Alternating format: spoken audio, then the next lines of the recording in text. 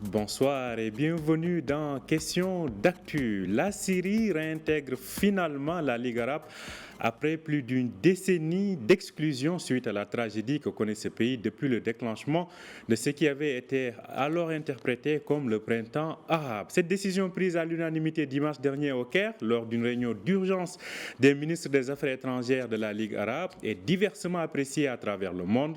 Washington la dénonce au moment où la Turquie essaie elle aussi de recoller les morceaux avec Damas. Pour le Maroc, la décision de réintégrer la Syrie à la Ligue arabe doit constituer un stimulant pour lancer un processus politique menant à une solution globale et durable à la crise dans ce pays. Qu'est-ce qui a poussé la Ligue arabe à réintégrer la Syrie? Cette réintégration va-t-elle véritablement favoriser un retour à la normale dans ce pays et dans la région du Proche-Orient? Quel effet faudrait-il y voir depuis le réchauffement des relations entre l'Arabie saoudite et l'Iran? Comment les pays de la Ligue arabe vont-ils gérer ce retour de la Syrie face à l'opposition affichée par les alliés occidentaux? Quel rôle le Maroc peut-il jouer dans cette nouvelle configuration? Nous évoquons toutes ces questions avec nos deux invités en duplex depuis Rabat. Il s'agit de Zakaria Abou Dahab, professeur de relations internationales à l'université Mohamed V de Rabat. Bonsoir à vous, professeur. Bonsoir, cher Oumar. Notre second invité est l'analyste politique Driss Issaoui, depuis Rabat également. Bonjour, bonsoir à vous, Driss Issaoui. Bonjour et bonsoir aussi. Bienvenue donc à vous. Toutes ces questions, nous allons les évoquer et c'est dans un instant.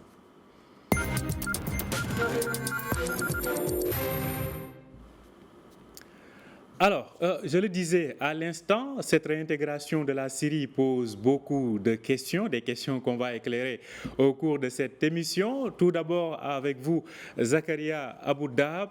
Qu'est-ce qui a poussé la Ligue arabe à réintégrer la Syrie plus d'une décennie après son exclusion?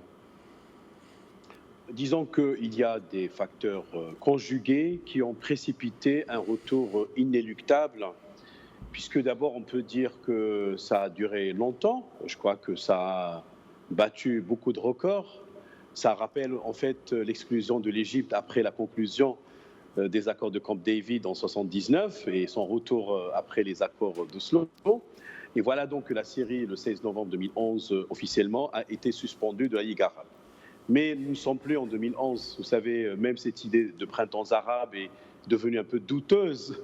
L'expression n'est pas toujours, on va dire, opérationnelle. Mais de toutes les manières, je crois que l'idée du retour a plané à l'horizon il y a quelques semaines, puisque des réunions préparatoires à Oman et ailleurs avait annoncé un peu les couleurs et même d'une manière ou d'une autre, ça a été également évoqué lors du sommet des chefs d'État et de gouvernement de la Ligue arabe à Alger en novembre 2022. Mais je crois qu'il y a quand même quelques indicateurs ou quelques indices qui nous permettent de dire qu'il y a des corrélations entre des événements qui se sont produits. D'abord, cette reprise des relations diplomatiques entre l'Arabie saoudite et l'Iran, à mon sens, est un catalyseur de ce retour de la Syrie au sein de la Ligue arabe. Pourquoi? Parce qu'on sait très bien les connexions entre l'Iran et la Syrie, et également par extension les Hezbollah, et bien entendu l'impact régional de la crise syrienne. Deuxièmement, on ne peut pas oublier quand même qu'il y a des facteurs pratiques ou opérationnels. Il y a la question des réfugiés, par exemple, qui se trouvent en grande partie en Jordanie. On parle aussi de la drogue, on parle aussi de milices, mais également, il ne faut pas l'oublier, sur le terrain syrien, il y a également présence américaine, il y a une présence turque. Et par conséquent, il semblerait que ces facteurs conjugués, ajoutés à d'autres dimensions, notamment humaines, aggravées par le tremblement de terre qui a frappé la Syrie en février 2023, avaient éveillé ou réveillé un peu les consciences. Et de toutes les manières, vous savez, le réalisme en politique internationale exige que l'on traite avec ces questions avec un esprit de modération. C'est un retour, il est progressif. Retour ne veut pas dire normalisation diplomatique avec tous les pays, puisque vous avez cité le cas du Maroc, on peut également parler d'autres pays. Et donc, du coup, sur le plan institutionnel, organisationnel, c'est acté. Maintenant, il faut voir l'évolution de ce retour lors des prochaines semaines. Justement, cette évolution, Driss Issaoui, pensez-vous que la Syrie d'avant-guerre aura la même aisance que la Syrie d'après cette tragédie qui se déroule dans ce pays depuis plus d'une décennie maintenant, une fois son retour au sein de la Ligue arabe acté? Il faut revenir justement à cette situation qui a été créée de toutes pièces au niveau du monde arabe. Et la Syrie a véritablement été en dehors du jeu durant toute cette période, une douzaine d'années. C'est énorme. Effectivement, c'est une prouesse qui a été tenue par la Syrie. Mais c'est un pays qui est resté attaché à ses relations avec l'Iran, avec les pays qui ont une consonance islamique, politique, religieuse, et qui a fait que la Syrie est devenue un joueur de la Ligue arabe qui n'avait pas sa place. Et effectivement, les pays arabes ont pris cette décision de l'exclure de l'enceinte de la Ligue arabe. Alors maintenant, comment les choses vont se dérouler?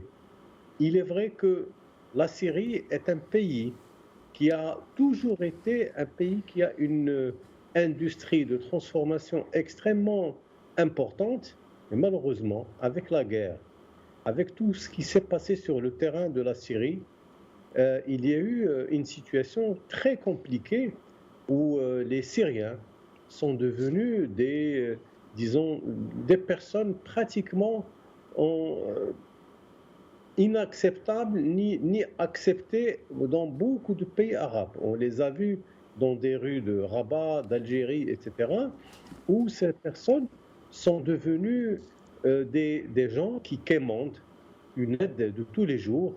Mais c'est des gens quand même qui ont une certaine teneur. C'est quand même des personnes qui ont une civilisation et ils le montrent à travers leur démarche.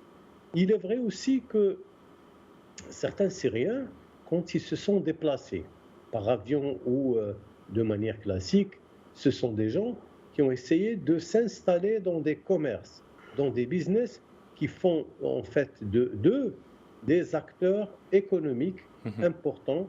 Et ça, vous pouvez le constater par vous-même. Au niveau de tous les pays, de toutes les villes marocaines, il y a beaucoup d'investissements syriens où la cuisine du Moyen-Orient est très présente dans ces commerces.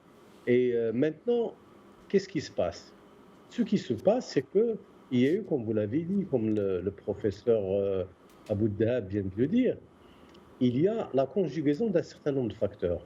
Il y a l'Arabie Saoudite, qui est un pays extrêmement fort et qui est en train de jouer et de rebattre les cartes au niveau de cette région. Il y a également ce travail en profondeur qui est fait par les Syriens, par un certain nombre d'autres pays, qui font qu'aujourd'hui, on ne peut plus parler du monde arabe sans intégrer la Syrie. Parce que la Syrie, elle est vraiment au cœur de la problématique du Moyen-Orient. On ne peut pas les évacuer comme ça simplement. Ce qu'il y a, il faut peut-être penser maintenant à voir comment les Syriens vont pouvoir revenir à l'ordre du jour, revenir au débat et quelle place ils vont prendre sur le plan économique, sur le plan politique et sur le plan des relations interarabes. Alors justement, professeur Zakaria Abou Dahab, comment la Syrie va-t-elle être perçue après son retour? Est-ce un pays qui va aider à contenir, entre guillemets, le voisin turc dans le nord ou bien au nord? Est-ce que c'est un pays qui va être vraiment fréquentable? Est-ce un retour juste pour la forme? Ou est-ce vraiment des marges de manœuvre possibles pour travailler avec ce pays-là? Alors, au niveau de la Ligue arabe, le 7 mai, date de la prise de décision par le Conseil des ministres des Affaires étrangères réunis en réunion d'urgence, il a été décidé d'abord de créer un mécanisme de suivi de cette réintégration, de ce retour. Deuxièmement, il y a quand même indirectement des conditions qui ont été un peu décrétées. D'abord, la question du retour des réfugiés. Ensuite, le traitement des opposants au régime de Bachar al-Assad. Quand on parle de la Syrie, en fait, on parle du régime de Bachar al-Assad et des exactions commises contre des populations civiles à partir de 2011. Et pratiquement, ça a été considéré comme des crimes contre l'humanité parce que par milliers, ça se compte les victimes issues ou plutôt qui ont été victimes de ces atrocités. N'oublions pas, toujours dans le même contexte, que des pays maintiennent toujours leurs sanctions contre le régime de Bachar al-Assad, dont les États-Unis, le Canada, l'Australie, ainsi que d'autres pays. Donc ce sont des sanctions unilatérales. Donc il faut suivre l'évolution du dossier sur le plan interne. Deux, la dimension humanitaire est importante, il faut le souligner, puisque, je l'ai dit tout à l'heure, le tremblement de terre, l'insécurité alimentaire, la vétusté des infrastructures, c'est la population qui en fait les frais. Et donc, véritablement, la suspension, en fait, aggravait la situation. Il fallait, quelque part, adopter une approche, on va dire, pragmatique et opérationnelle pour d'abord permettre à la Ligue arabe et aux pays de rétablir leurs relations diplomatiques avec ce pays et contribuer, c'est le troisième point qui est important, peut-être à une reconstruction de ce pays. Ce n'est pas évident aujourd'hui avec le veto américain, comme on l'a dit et vous l'avez dit, c'est Omar, la réaction n'était pas du tout positive, mais les Américains avaient plus ou moins compris la situation. Et c'est d'ailleurs un peu la démarche marocaine. Oui, nous sommes pour le retour de la Syrie, mais à condition d'œuvrer pour enclencher une approche globale et intégrée, fondée sur le compromis, etc., etc. Je voudrais dire qu'aujourd'hui, il est difficile de lire l'évolution du dossier syrien avec le maintien de Bachar al-Assad au pouvoir. Ce n'est pas évident. Deuxièmement, il faut le lire et le jauger à l'aune de ses comportements concrets et opérationnels, parce que déjà des visites s'annoncent. Vous savez, il a déjà visité les Émirats arabes unis avant le retour. Donc, ce que je disais tout à l'heure, le retour se préparait longtemps. Et comme vous le disiez aussi, et ça a été dit par mon ami Issaoui, c'est la carte du Moyen-Orient qui est en train de se remodeler.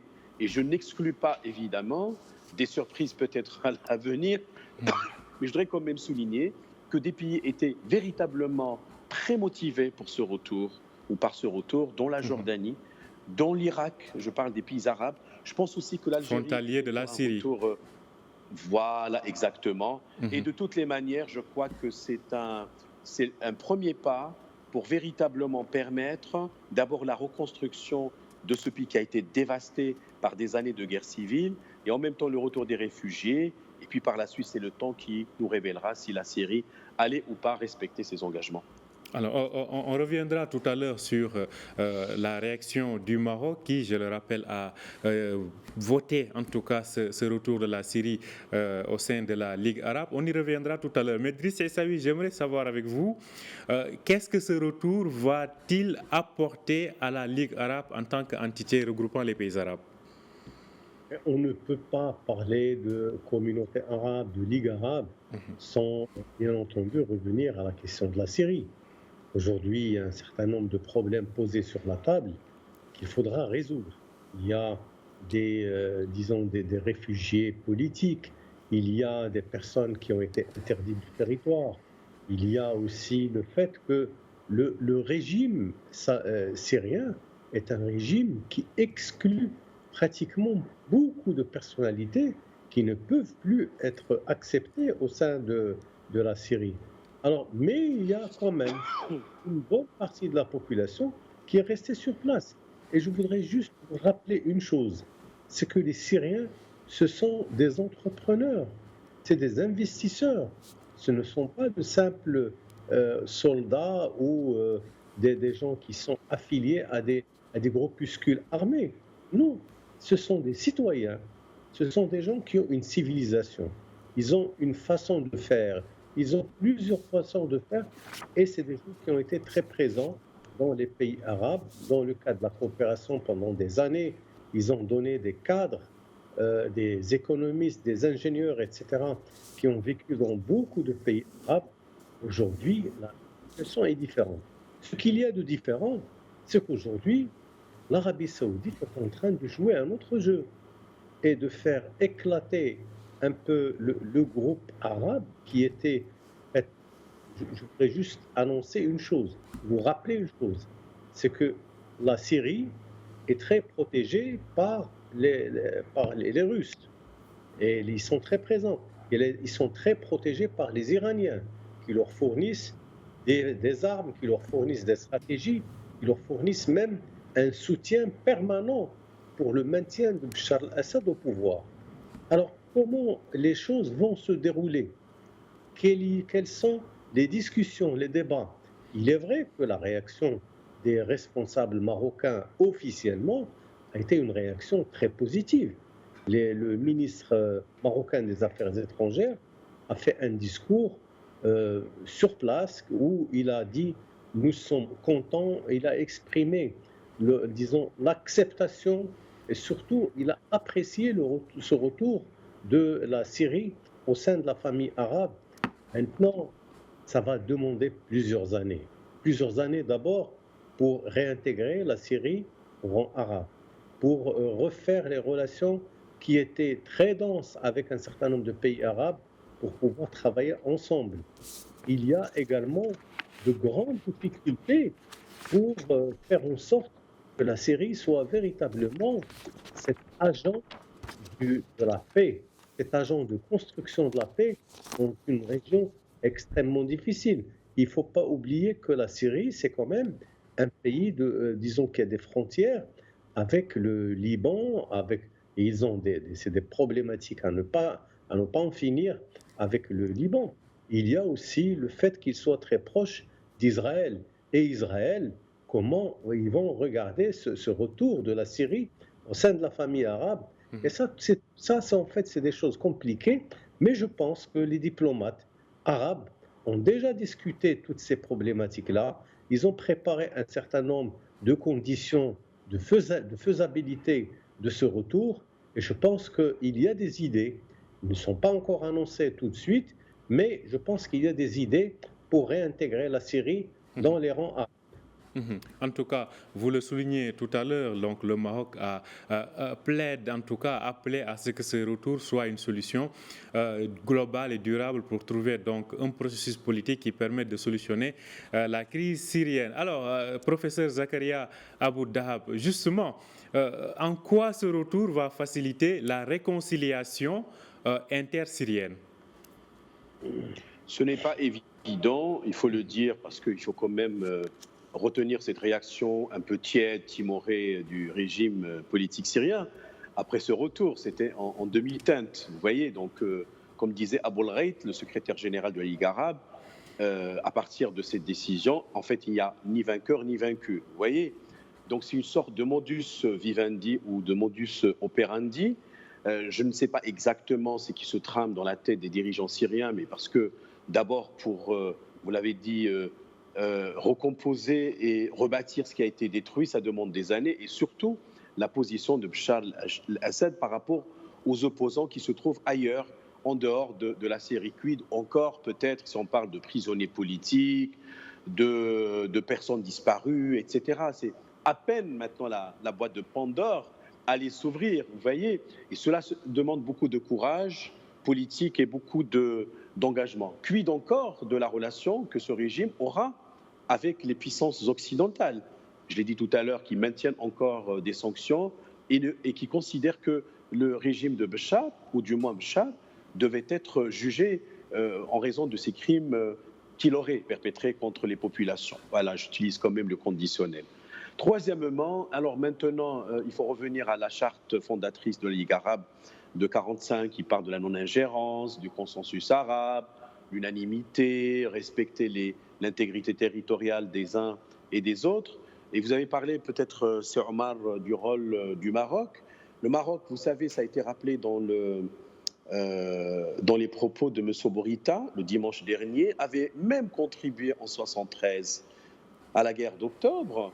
Et il était pour le retour, bien entendu, ou la rétrocession du mont Golan, en fait, si on le prononce ainsi, et par conséquent, il a défendu toujours l'intégrité territoriale de la Syrie. C'est vrai que ce pays reconnaissait dans le temps la République fantoche de la RASD, que je mets bien entendu entre guillemets, et qu'un pays qui n'était pas encore sorti de l'idéologie panarabe qui a été développée par Nasser à partir des années 50 avec la nationalisation du canal de Suez. À l'époque, il y a eu fondement aux créations de la République arabe unie entre l'Égypte, le Yémen et la Syrie. Et donc, on voit déjà qu'il y a une sorte de reliquat ou de legs d'une ère idéologique révolue. Maintenant, place au pragmatisme, place à une approche axée sur les citoyens, parce qu'il en souffre. Et moi, je crois que l'approche marocaine, fondamentalement, est une approche qui est humaine, voire même après, ce que je pressens, en fait, c'est que le Maroc contribuera lui aussi, à sa manière, à la reconstruction de ce pays et à développer ses infrastructures, voire même à livrer des aides, qu'elles soient alimentaires, sanitaires, vaccinales, etc.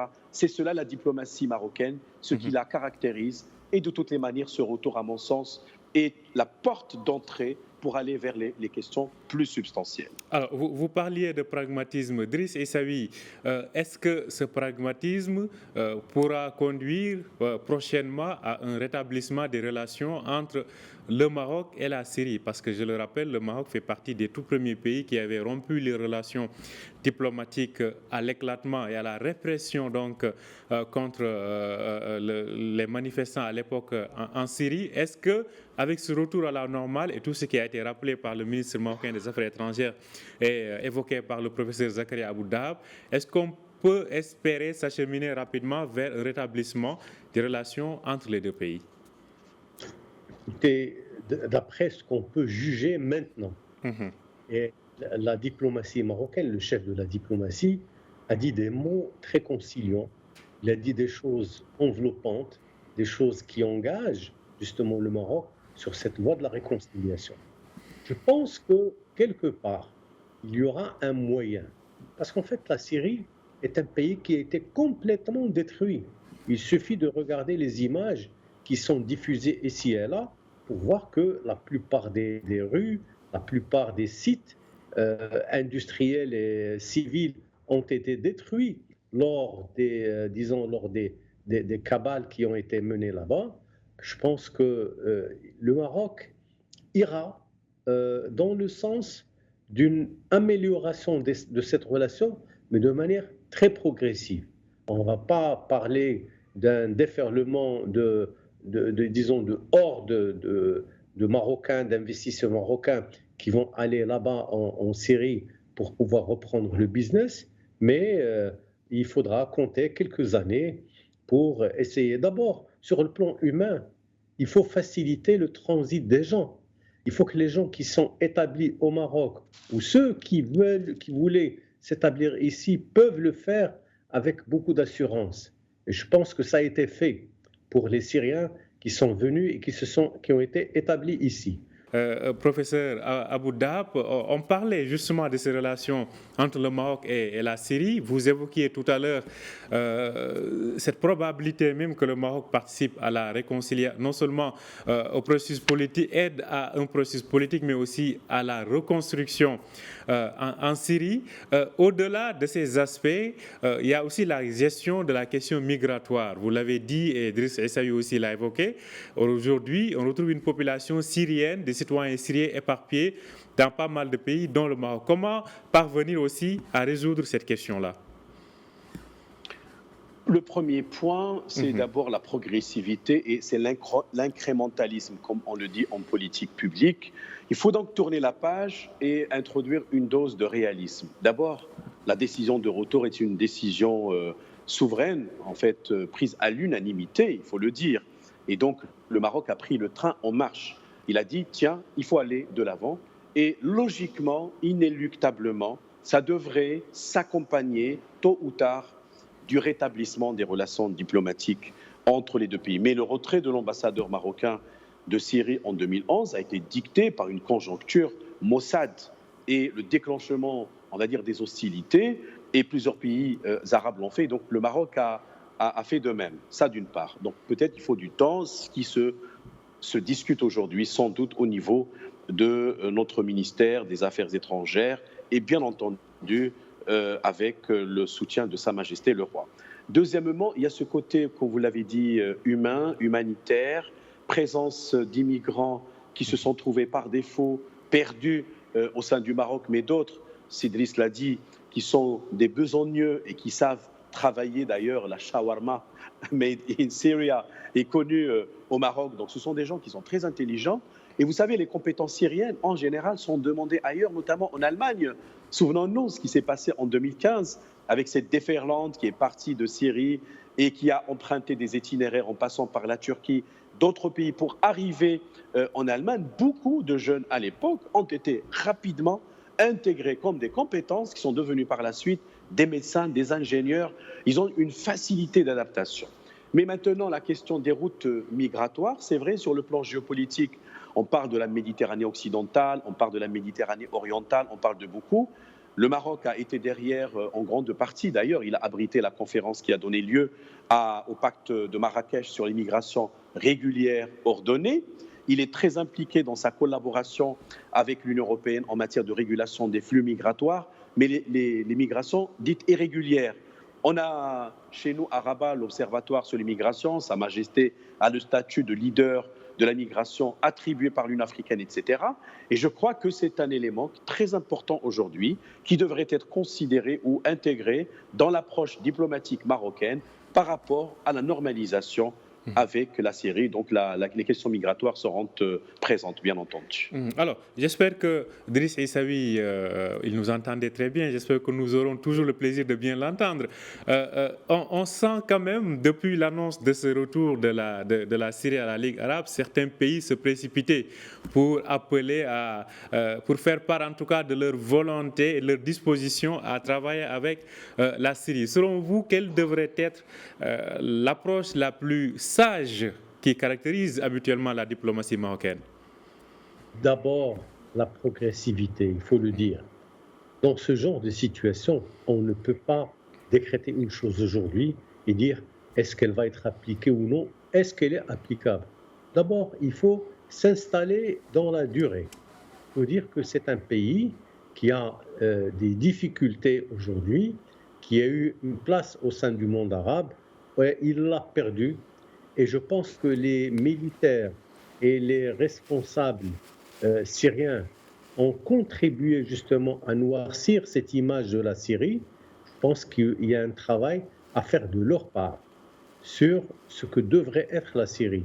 Et si ce message, cette image, cette perception de la Syrie ne change pas chez les citoyens arabes, chez les politiques arabes, chez, si vous voulez, les grandes puissances mondiales, notamment la Grande-Bretagne, les États-Unis, l'Italie, la France, etc., si ça ne change pas, ça va être très difficile de faire rouler la bosse de la Syrie au niveau de ces pays-là. Donc, aujourd'hui, nous sommes dans une nouvelle situation. Je pense que les pays autres, c'est-à-dire les pays américains, syriens, ils vont prendre cette décision unanime des pays arabes de dire « Ah, les pays arabes ont accepté de réintégrer la Syrie. Comment? Quelles sont les conditions? Est-ce qu'il y a des garanties, par exemple, contre le terrorisme?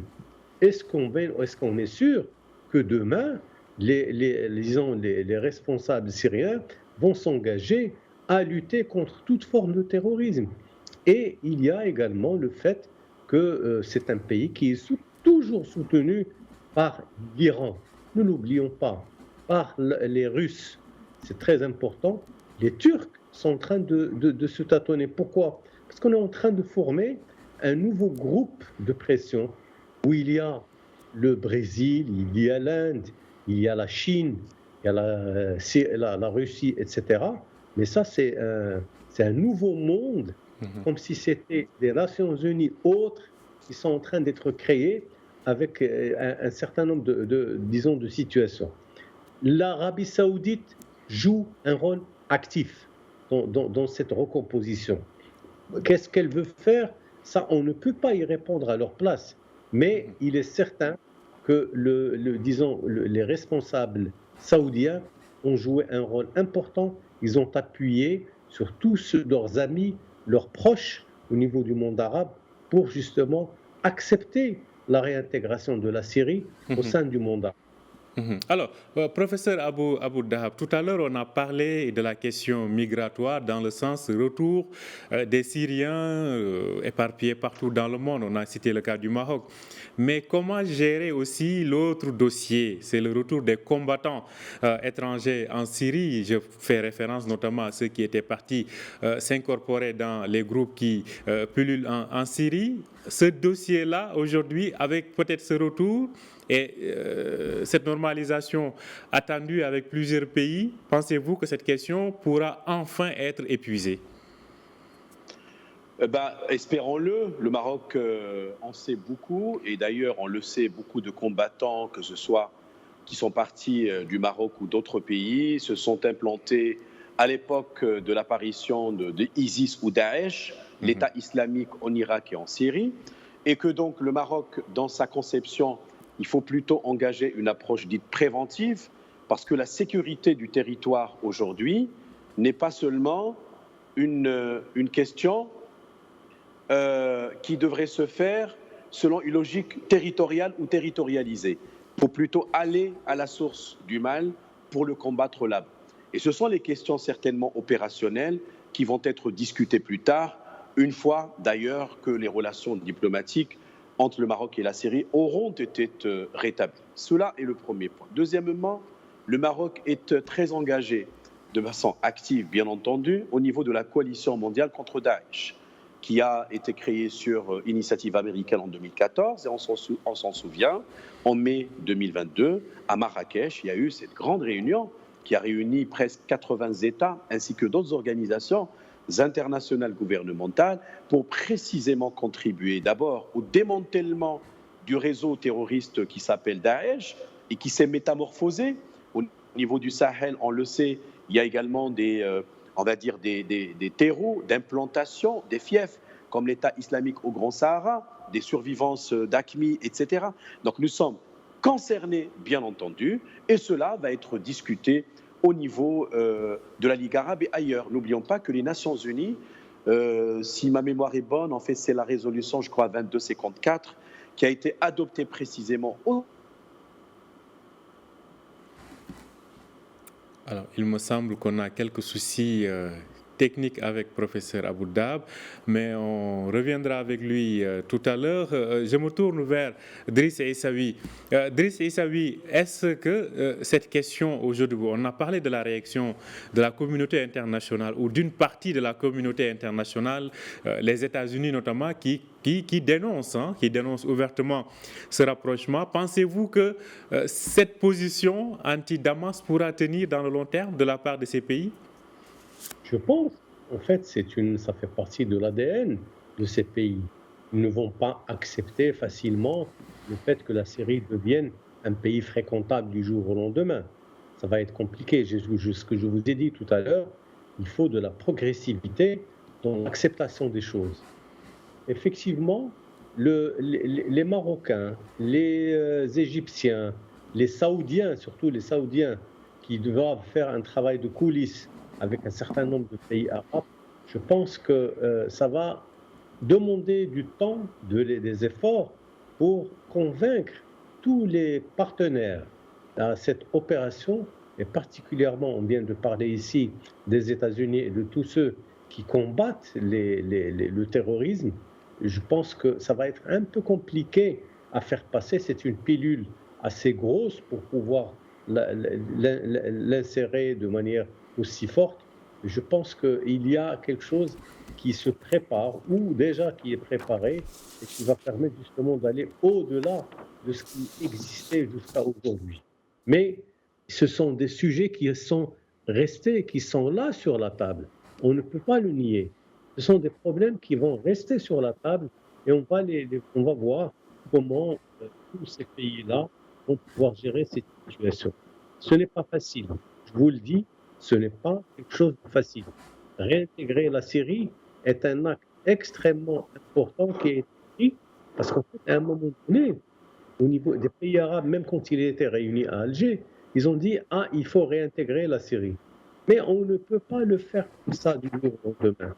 Il fallait préparer toutes ces conditions favorables. Je pense que le travail a été fait et les pays arabes et toutes les diplomaties arabes n'ont pas fait de déclaration fortuite comme ça, disant que l'intégration de la Syrie est quelque chose de bénéfique, et on va voir comment ça va se dérouler. C'est ça la question. Comment cela va se dérouler. Alors, le temps de retrouver le professeur Zakaria Aboudahab. Voilà, le professeur Zakaria Aboudahab est avec nous. On parlait de cette ouverture sur le reste des grandes puissances. Aujourd'hui, les pays arabes qui acceptent de réintégrer la Syrie dans la configuration actuelle d'affrontement entre l'Occident et la Russie, en quoi cela peut peut créer un impact, disons, dans ce bras de fer Occident-Russie? Ça va peut-être accentuer un certain nombre de clivages, puisque, à ce que je sache, la Chine et la Russie avaient voté contre les résolutions qui ciblaient le régime de Bachar al-Assad au départ, parce qu'on voulait quelque part faire comme la Libye. Je rappelle que la Libye, à travers les résolutions 1970-1973, était l'objet d'une intervention armée du Conseil de sécurité au titre du chapitre 7. Et à l'époque, c'est l'OTAN qui a pris le relais et a continué le job, comme on dit. Et c'était au nom de la responsabilité de protéger. Et donc, on a chassé Kadhafi et plus tard, malheureusement, on a laissé le pays livré à lui-même. En fait, les pays arabes avaient tiré, je crois, les enseignements de ce genre d'ingérence et ont œuvré pour que d'abord la solution soit arabo-arabe. C'est déjà pas mal, c'est bien. Espérons que la Ligue arabe se ressaisisse et travaille sur des questions concrètes.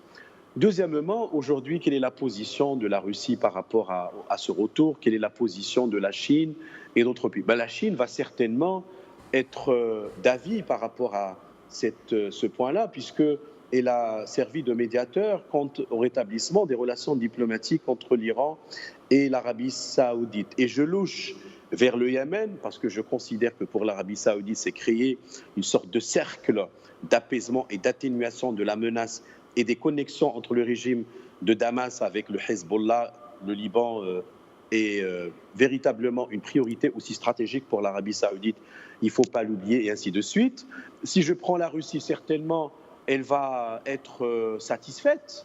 Je n'ai pas encore lu sa réaction officiellement exprimée, mais il est certain que, d'une part, ce pourrait être une sorte de gain pour des pays comme la Russie, comme la Chine, mais les États-Unis avaient encore une fois exprimé leur, non pas mécontentement, désaccord en fait avec l'approche diplomatique engagée, et ça me rappelle en fait une sorte de bras de fer, voilà, bras de fer diplomatique entre l'Arabie saoudite et les États-Unis. La visite de Biden en Arabie saoudite était un peu timorée et n'a pas accouché de grand-chose, alors que du temps de Trump, on le sait, les relations entre les deux pays étaient au beau fixe. Donc voilà, ça a un peu fait bousculer un peu les choses, des recompositions. Nous sommes sur un terrain glissant. Et Dieu sait aujourd'hui combien les internationalistes ont des difficultés cognitives, épistémologiques, pour accompagner intellectuellement le mouvement de recomposition et de ce basculement du monde, pour parler comme Bertrand Badier. Mais l'essentiel, il faut laisser le temps au temps. Et je crois que nous sommes dans des transitions aujourd'hui, à tous les niveaux, qui impactent les sous-systèmes et le système international en interaction avec les autres composantes de la réalité internationale. Alors, vous parlez de basculement, pour reprendre Bertrand Badier. Justement, Driss Essaoui, ces basculements qu'on observe, réconciliation entre l'Arabie saoudite et l'Iran, la Ligue arabe qui réintègre la Syrie, la Turquie aussi qui recolle les morceaux avec Damas. Donc finalement, est-ce des basculements des régionaux salutaires au détriment des alliances extra-continentales? Je pense que ce sont des alliances momentanées qui sont calculées pour justement servir la situation actuelle. Et que ce soit les pays arabes ou les pays occidentaux ou ceux qui participent au sein de la Ligue arabe à cette décision, je pense que ça va être très compliqué pour tout le monde de faire accepter cette situation du monde arabe. Mais les dirigeants syriens seront obligés de faire des accepter le nouveau visage de la Syrie. Parce que la Syrie, c'est quoi? C'est devenu le pays qui a le plus de difficultés à donner de lui-même l'image d'un pays apaisé, d'un pays de paix, d'un pays de construction. Et ça, c'est une grosse difficulté. Si la Syrie n'arrive pas à réintégrer les rangs des pays arabes, surtout être parmi les meilleurs élèves de cette classe de pays arabes, je pense que ça va être difficile. Parce que la Syrie reste quand même un pays qui avait, à un moment donné, une grande capacité en tant qu'investisseur, où il y a des industries de transformation extrêmement intéressantes qui pouvaient être utilisées ici et là. Mais demain, comment ça va se faire? Et c'est ça la question. Il y a des décisions qui sont prises. Je pense que l'Arabie saoudite qui a pris cette décision va mettre la main à la poche. Les Chinois vont le faire. Il y a aussi, ne l'oublions pas, la Turquie. La Turquie qui reste quand même un grand pays au niveau de cette région qui va pouvoir apporter aussi sa contribution à ce processus. Alors, ce qui reste problématique, c'est la réaction d'Israël. Comment les Israéliens vont-ils réagir par rapport à cette nouvelle situation? Comment vont-ils travailler avec ce pays? Eux qui connaissent les fins fonds et les détails de la vie politique dans cette région. Comment voulez-vous qu'Israël puisse accepter tout cela, valider et faire avancer les choses? Ça, ce sont des questions, je pense, qui vont rester en suspens, et on verra comment les choses vont se faire. Justement, cette question-là s'impose plus que jamais à l'heure où beaucoup, en tout cas certains pays arabes, ont normalisé leurs relations avec Israël. La Syrie revient dans le jeu. Professeur Abou Dahab, comment voyez-vous ces cohabitations entre ces différences de position? C'est une cohabitation difficile, source de tensions et d'exclusion, surtout avec le gouvernement Netanyahou 6, comme on dit, avec un Ben Gvir qui signe et persiste, vous voyez, qui est chargé de la sécurité, de la police. Et déjà aujourd'hui, on le sait, 13 Palestiniens ont été tués. Escalade, encore une fois, qui monte d'un cran. Et on sait les rapports tendus, parce qu'à un moment donné, vous savez, Israël a considéré, il y a, je pense, du temps de M. Donald Trump, que le Golan était partie intégrante d'Israël. Ce que, évidemment, la Syrie et les pays arabes ensemble n'admettent pas, parce qu'en général, il y a un consensus sur le fait que les frontières avant le 4 juin 1967 devront être rétablies et considérer que la solution 2 États avec Al-Quds comme capitale pour les Palestiniens, Jérusalem-Ouest pour les Israéliens, et la solution finale avec la question du retour des réfugiés, etc. etc. C'est très compliqué. Et ça me rappelle ce que disait le général de Gaulle, allant vers ce Moyen-Orient compliqué. Donc, la configuration est compliquée. Pour autant, il ne faut pas être dissuadé. Je pense qu'il faut déficeler, démêler les chevaux et traiter point par point, question par question, peut-être commencer par les questions les plus simples pour aller aux questions les plus complexes, pour dire comme Descartes, dans son approche cartésienne. Mais je crois que la politique a ses règles et a ses exigences, la géopolitique également a ses aléas et ses impondérables. Donc nous sommes dans une problématique d'interaction permanente, mais je crois qu'il faut fixer les objectifs. Je voulais dire aussi, si vous permettez, que la Syrie demeure quand même un grand pays de civilisation, le pays des Omeyyades, qui a donné des scientifiques, de grands savants, de grands poètes, Nizar Qbani, Abou al-Ma'ri, etc. Et je crois que nous avons besoin de cette profondeur civilisationnelle syrienne pour l'alimenter à la civilisation arabe et contribuer à la construction de la paix universelle.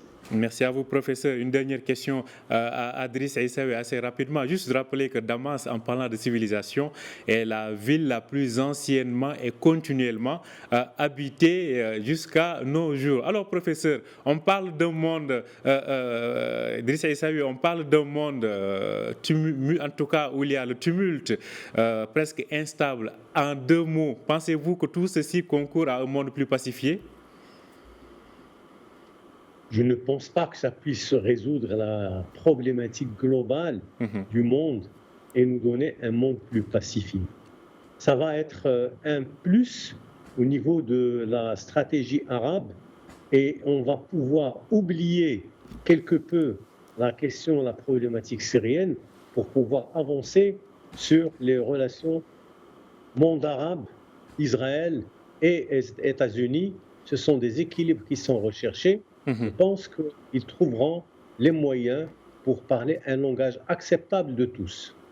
Merci à vous, Driss Issaoui. Je rappelle que vous êtes analyste politique, vous nous parliez depuis Rabat. Merci également à professeur Zakaria Abouda, professeur en relations internationales à l'université Mohamed V de Rabat. Merci à vous deux d'avoir accepté notre invitation. Avec plaisir, merci, c'est Omar. Merci à vous aussi de nous avoir suivis. Je rappelle que vous pouvez retrouver Questions d'actu sur notre site www.medianews.com. Bonne suite de programme sur Média et au plaisir de vous retrouver demain pour un autre numéro de Questions d'actu.